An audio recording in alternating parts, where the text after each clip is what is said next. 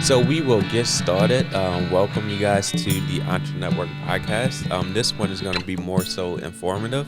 I'm talking a lot about just automations and automating business processes. My name is Sidney Jackson. I am the host. And then we have Michael, our IT support specialist. And he also does a lot of work with just the video for the podcast, along with the sound engineering. So welcome, Michael. Thank you for having me on the show. I'm really excited to be on the other side of the lens and the microphone and all. Are you nervous? A little bit, yeah. Don't be. It's gonna be fine. But yeah, automation, man. I just want to kind of talk about it. How have you used automation just from your day-to-day activities? Well, at Revision, automation is implemented into a lot of what we do. Just in our day-to-day in the office. It just kind of helps.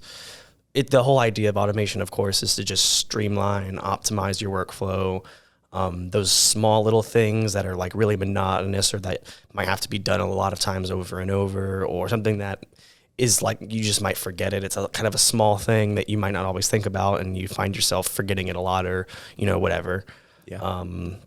Automation is meant to take that task and do it for you, so you don't have to worry about it. You can put all your energy and all your focus into the stuff that really needs it. Yeah. So day to day, we use Zapier a lot, which is a online automation service. They allow you to set up all of these different kinds of automated processes with your website, with different applications. It's a very, very, very versatile piece of software. I think it's really cool. You can do a lot of cool stuff with it. Agreed. So we do that for internal stuff and for general, like some client stuff as well. Things like form intake and pushing data, around, or like using the email system to, set it up to notify us or things like that. We also, at Revision, we use automation, part of it for tracking time entries. Weekly hours for certain contracts demand that, we meet a certain amount of hours, and instead of always having to remember to put certain times in, we were just able to automate that process, and I'll get more into that later, of course. Yeah. And then we use it for social media as well. We have automation set up to automatically post social media content across different platforms.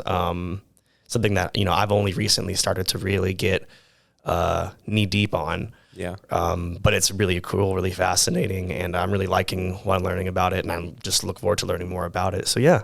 Yeah. So you could say it covers, covers a bunch of things here. Indeed it does. And I think, when I first started the business, I started automating different processes because it was just me initially. And I had a lot of different processes that I had to do, specifically with like video production. So I came up with a script to automated within like the command line, but that's going into like the technical stuff. But just automating the process of duplicating different folders with different Premiere Pro templates and stuff like that. But from a business standpoint, automation is super important because it allows you to become more efficient. So we'll give you guys like 7 really good tips that we use on a day-to-day basis to automate different processes and workflows to make the business more efficient, and also give our team members more time to do different things. So the first one is fairly simple, but it does provide a lot of automation or a lot of efficiency. So the first one is having a contact form, and then automating the process of sending it to an email. So if you want to kind of talk more about that. Okay, so basically what that entails is this is an implementation with Zapier, just at least for what our purposes are for. So the idea here is that you have a form on your website, like a newsletter sign up that says contact us. You've got a couple of fields set up, and then you've got, of course, your little button where your customers or whoever go onto your site, they fill out your form, click send, and then, they are added to your contact list, your newsletter list, whatever. But at the same time, it's like you have to ask yourself, how does it actually do that? And that's, of course, where Zapier comes in. Yeah. because otherwise, like when you hit submit, if you don't do anything with the data there, it's just gonna kind of exist. You're not gonna be able to see it anywhere else. Yeah. So with Zapier, it's basically like the middleman. So you have different apps that need or want to talk to one another. A lot of platforms, such as like websites and stuff, have it built in. But if it doesn't, and you want to send something directly to a different party, such as an email, if you want to shoot it out to an email, or you want to change to wording and stuff like that, having that contact form, pushing that data over to Zapier, and then Zapier allowing you to push that data elsewhere. So that can be to email to the person who actually submitted the form. It can also be an email to one of your project managers or someone on your support team. And it can also be like a SMS message if you want to get notified that way. So Zapier is like that really good medium to connect with different apps, pretty much. It's able to let you know when things happen, when things go through, when there's new data there, at least, because like I said, you don't see it immediately. So setting up and seeing it in emails, whatever, that can be set up later. But being able to be notified when something happens like that is, like you said, like just a really easy, really good tip to be like, okay, I can keep myself updated with what's going on with my websites, who's there, who's going to it, just with the really simple, with the webhook and then the send to the email. So indeed, yeah, really useful, I think. It is. It definitely is. And that has a lot of applications, but that overall workflow is just going to kind of remain the same, where you need where information lives in one system, but you need it to be pushed or pulled from a different system. And that gets me to the second one, which is a CRM pushing contact data to QuickBooks. So as a business owner, we find ourselves duplicating data a lot, right? So you have your own client relationship management system. Hopefully, if you don't, get with us, we can implement it. But you have a CRM, and then you have customers and accounts that live within a CRM. And then you have QuickBooks, accounting, taxes, all of that, right? Fun stuff. But you still have to invoice people, so you need their contact information in QuickBooks. And you can replace QuickBooks with a different application it's basically you need information from this one system, and you need it in another system. So Zapier also helps with that. In the CRM that we use, it has those internal automations where we can push that data directly from the CRM to QuickBooks. But that's super practical. One is because our web form, it pushes data to an email, so we get notified, but it also pushes that contact information to our CRM, which allows us to trigger additional automations that's super helpful. But after it reaches the CRM, it goes to QuickBooks if it fits this criteria. So that saves probably 2 or 3 minutes of me manually inputting into QuickBooks. But once you actually scale it up and you're getting a lot of clients, it saves a lot of time. So that's the second one on my part. A really good one that we have recently implemented was time entries. And I'll let Michael talk a little bit more about that and the automation that he did with that. Cool. So with our time entries on a weekly basis, as mentioned earlier, we have some certain contracts that need to have a certain amount of hours met and tracked every week for us to, be fulfilling our, obligations with the contract in terms of putting the work in. So we do time tracking through a bunch of different ways, but this one is through our CRM, Zoho CRM. Mm-hmm. And Zoho CRM also is it's a CRM. It's got a lot of different really practical and really you look at them and you can say oh, I understand what this does, but at the same time, when you think about all the applications that it has, you could really see just how much stuff you can do with this CRM software. Yeah. And one of the things that is really cool with it is the scheduling of stuff. And this is something that I actually need to get more into as well. But just general scheduling of different functions. It doesn't even have to be time tracking, just schedule time to execute certain code certain processes, certain functions with certain variables, all kinds of different stuff for you to set up. But for our time entry's sake, what I did was, or what we both did, we both worked on it, was we went in and we started developing a function to be executed at a certain point, I think like 8 a.m. every like once a week, to map, to find the data source where this data is going to be mapped, define how it's going to be mapped, and then just map it and create it as a new time entry in the CRM, for it to be tracked. So Zoho CRM, and this in particular has its own unique in-house developed coding language called Deluge, which I actually didn't even know about until I started working here. I didn't have a lot of experience with Zoho or anything, but Deluge is Zoho's coding language. It's for me, it's a little bit deceptively simple. Again, it's kind of one of those things where it has a really cool UI. Like they have a lot of drag and drop functionality where, for, your basic function operations, things like that, your if thens and all that, or if else statements, you can drag and drop it and get it all through there. So in that way, it actually, like I said, it is really easy to pick up on and see it. But like I said, like with any coding language, it takes a little bit of time to get into it. So, with Deluge, what we did was we created a function that, and it executes, there's one for every single person, every single time entry.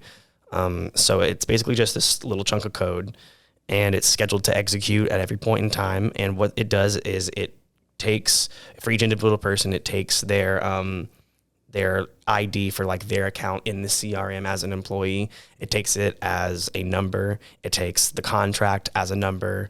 These things that are constants, that are like how they're stored in the CRM, they're identified with these ID numbers. So it takes the number for the person that the time entry is being mapped for, takes the code for the contract, and then says, okay, I'm going to create all of these different, they have this thing called a map function in Deluge, which essentially allows you to create a data structure and kind of just put things in there kind of in a sequence.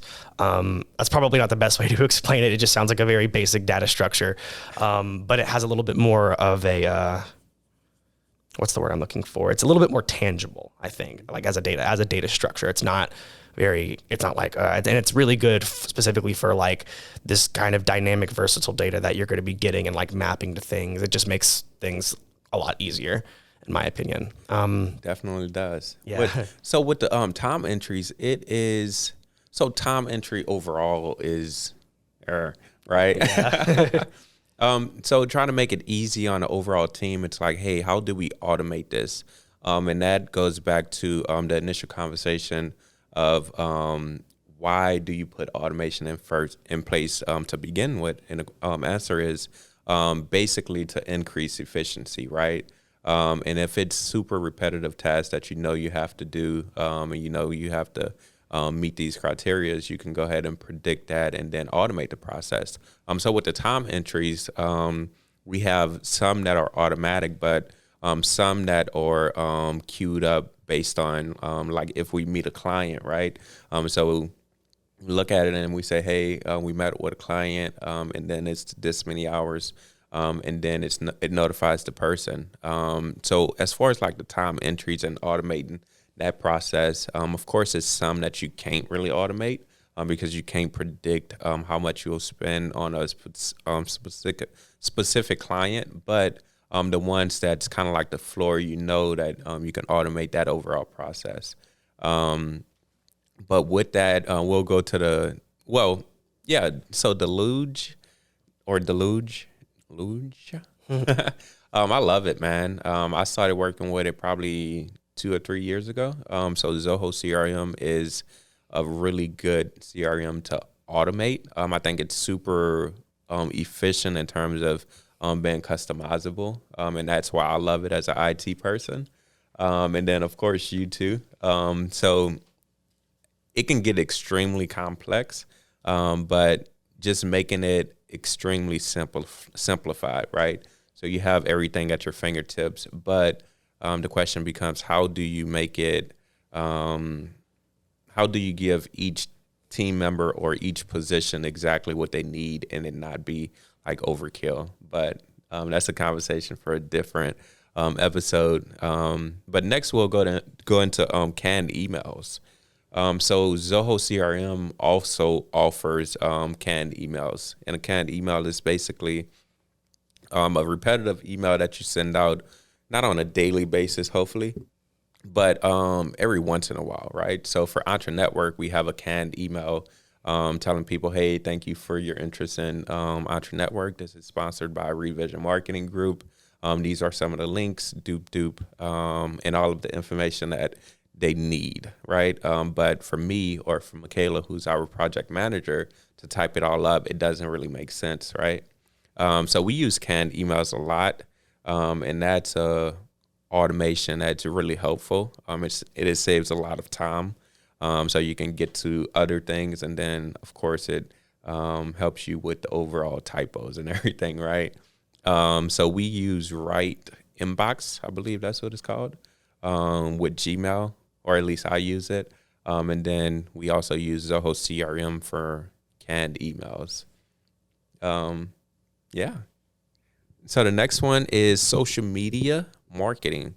So automating the process of social media posting. And I'll let Michael take this one. He kind of touched on it a little bit earlier about the platform that we use. But yeah. All right. So as you can imagine, when excuse me, when you're running social media for something, an entity or whatever, and you obviously want to be consistently putting out some form of content, even if it's like kind of small, like, hey, we're here, like here it is. It's really something, if you want to have a good presence on social media, especially early on, you really, really have to be persistent and just push it over and over. And obviously, like with that, there's obviously a lot of duplicate posts possibly, and if not duplicate posts, like duplicate bases of posts, where it's like you have the kind of the general framework, maybe like the general graphics of a kind of post, and you just go in and give it different text content, per whatever it demands. That, and then of course, a lot of doing that across different platforms, maybe different clients, different purposes. So obviously, like for anybody to sit down and for they themselves to try and be like, okay, I'm going to log into all of these different things for all these different people. I'm going to post it all. And like, it becomes a lot very quickly, obviously. Yeah, extremely quickly. Yeah. So, to alleviate some of that, so where we can just more focus our energy on the creation of the content versus all that extra stuff, we automate our social media with a program called Loomly. And Loomly is really cool because its user interface kind of operates as, it looks just like a normal calendar. But it's okay. But you are able to go in and go through the calendar, find different times, find different points, and kind of create it like an event where you can then go in and, schedule when you want this content to be dropped, across what platforms you want it to be dropped. And then, of course, all the customization that entails for the different kinds of posts across different platforms, what you're going to post, how you can edit it. It's all kind of right there in the setting up of the event for Loomly. And basically, if you can just do all that and you can schedule it all as is, and that, it'll do it for you, instead of having to take all that extra time to go across different platforms, do all these different things yourself. You've got a program that will take one piece of content and, you're able to customize it across your different platforms, and it'll execute and push all of that content across all the platforms all at once. And you don't even have to worry about it. Yep. So extremely practical. And as far as business, I love practicality, and then efficiency, right? So you always pay, for something. You, either pay, resources. So either time or money. So the question becomes, which one are you trying to pay, in exchange for, I guess. So with that, the social media management, of course you can get in there and you can, go ahead and do it live time. So for today, if we go ahead and post on Revision website or the social media accounts, we can do that, but it's just for today. So we like to do it and just automate it. So we have these creative sessions like once a month or once every 2 weeks, where we just kind of go and talk about different social media post types that we want to do.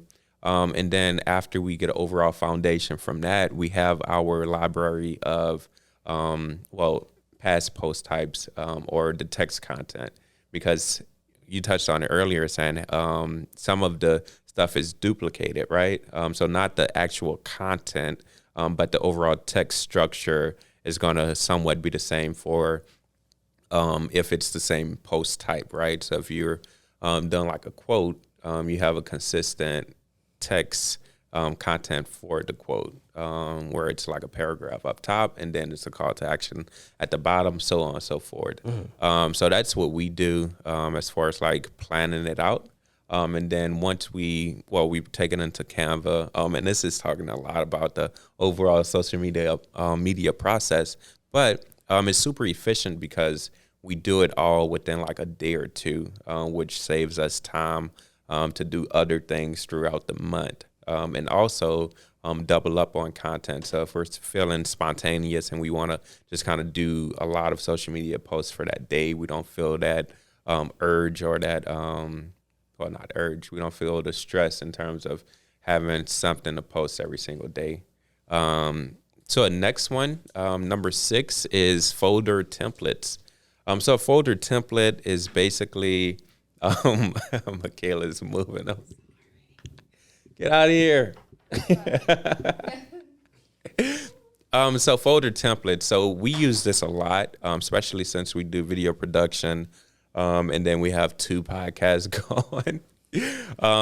So with folder templates, that's basically, a file explorer or finder if you're using Mac. So you have a folder, and then you have like subfolders. So say for instance, we're doing a website design. So we have these overall format that we kind of go to, right? We have this SOP, which is a standard operating procedure that says, hey, you need this, and this to go through the process of website design and development. So what the folder structure does is we have documents within like subfolders and stuff that we have to customize each project. So basically having a folder template and then duplicating that for client A, then client B, and then C, you have consistency across the board, and then you can get things in and out quickly, and then you don't miss things because you have that folder template with all of those documents that you need to get the project done. So that's folder templates. And then another one and the last one is number 7. So profit first. So this is not an overall automation, but it feels like it because it forces, you don't really have to think about it. And this is just kind of talking about the business.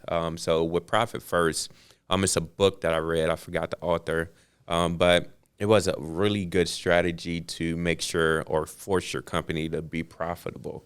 And with that, you have 5 different bank accounts at minimum, I believe.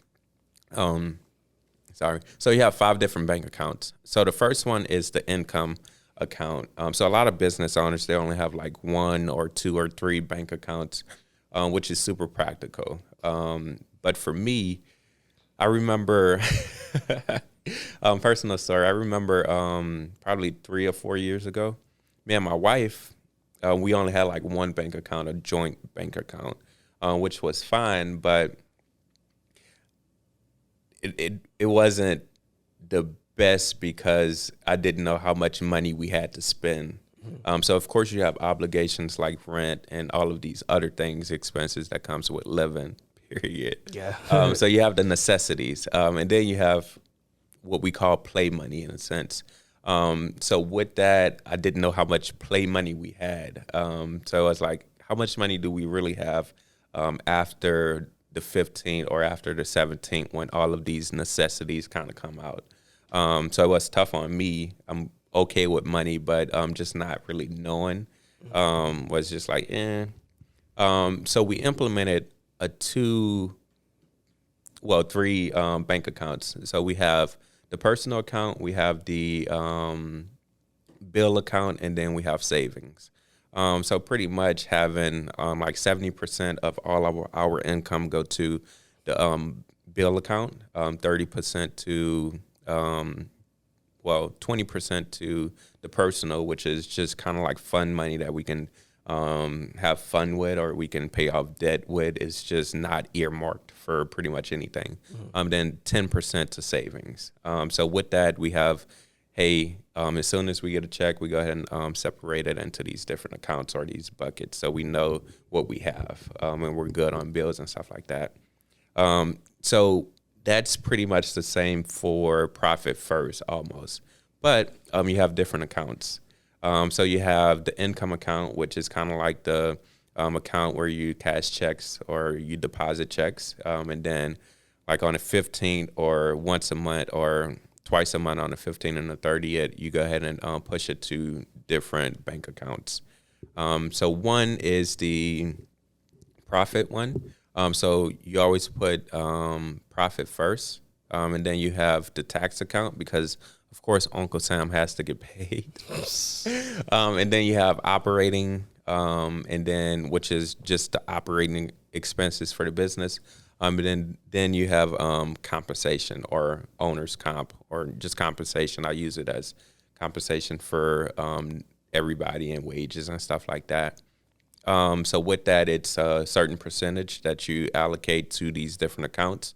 So you know exactly how much you have to spend. You know if you can afford to hire someone, or you can afford this equipment purchase because it comes from these segmented accounts.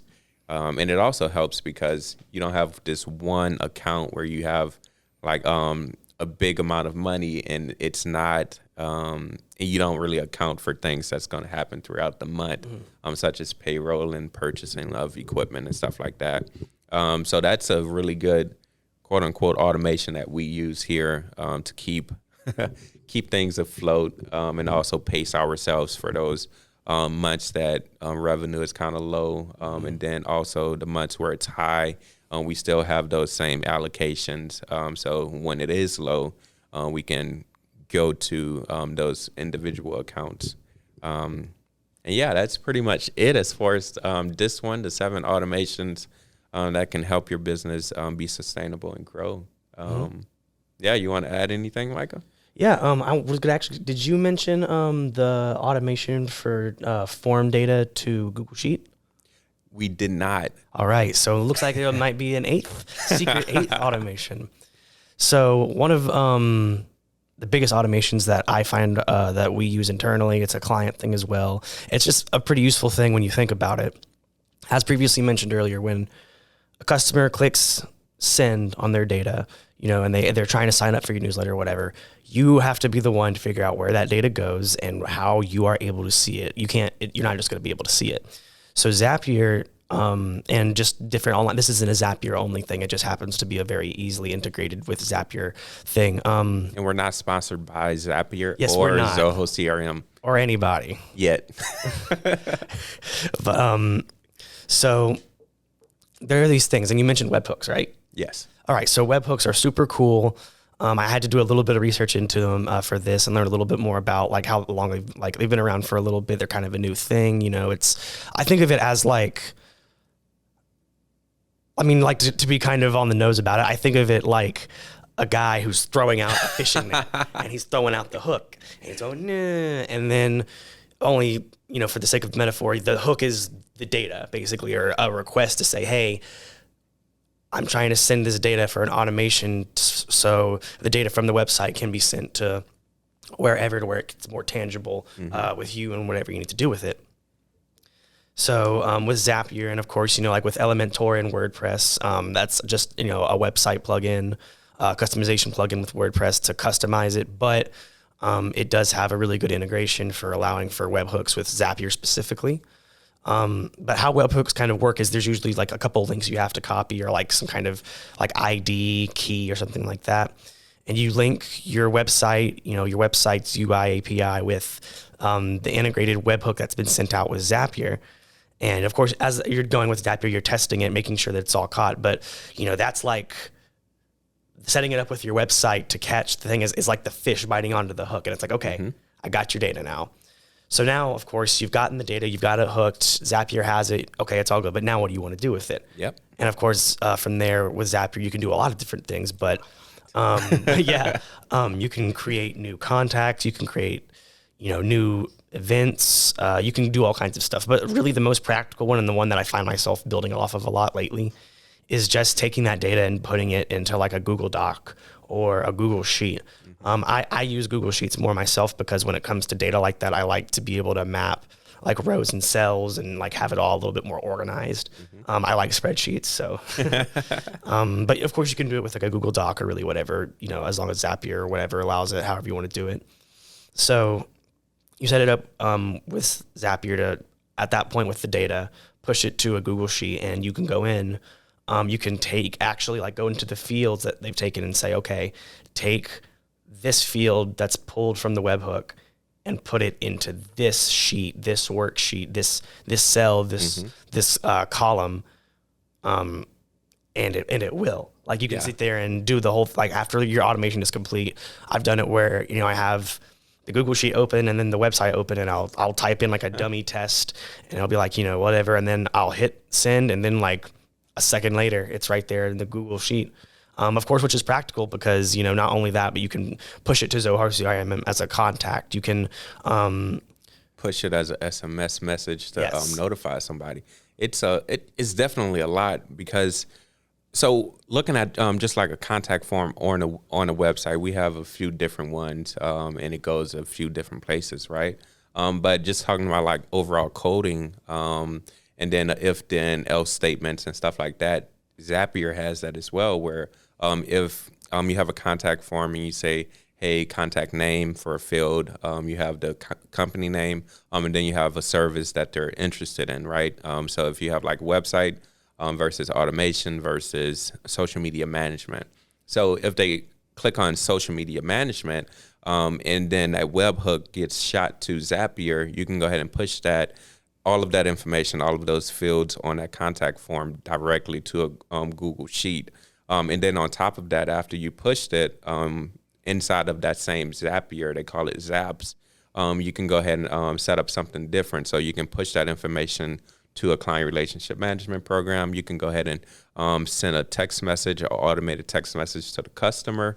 And then you can also filter it. So you can say if the service interested equals social media, go ahead and send an email to our social media manager. Or if it says website design, you can go ahead and send the email to our website designer. And then, it gets complex extremely quickly. So having that strategy up front is super important, saying, hey, what does our workflow actually look like? And how does automation help that? Yeah, absolutely. Knowing the scale and knowing what needs to be automated, and all that's important. Indeed. So thank you guys for coming to the EntreNetwork. This was an extremely informative podcast, and I hope you guys enjoyed it. Definitely reach out to us if you need any help with automation, or you have expertise in automation or anything dealing with business. We would love to just kind of have you guys on and talk about different things that can help business owners grow and sustain themselves. Yeah, all right. Awesome. Thank you guys for coming. Thank you.